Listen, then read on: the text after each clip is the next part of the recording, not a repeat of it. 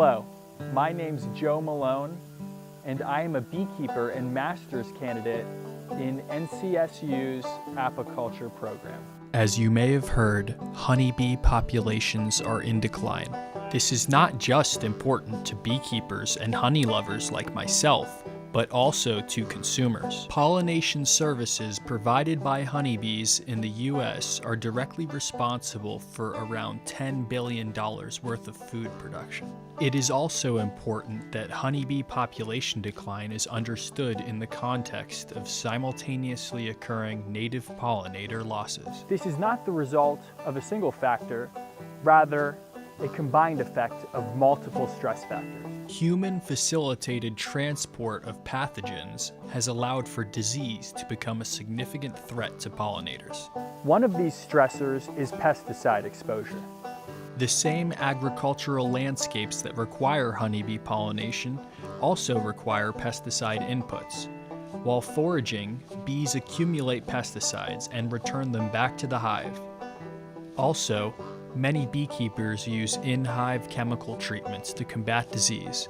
This leads to the sequestration of many different pesticides within a hive environment. Pesticide research traditionally studies single pesticides in scenarios of varying relevance. My project takes an alternative approach to honeybee toxicological research. I will investigate the influence multi-pesticide exposure has on a colony. Queens are the sole reproductive female of the colony, laying up to 2,000 eggs a day. The influence of pesticides on queens is far from understood.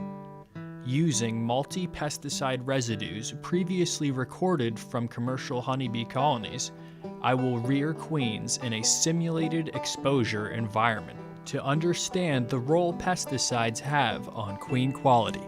Using this experimental model allows me to test the downstream implications of realistic multi-pesticide exposure on a colony, such as disease resistance.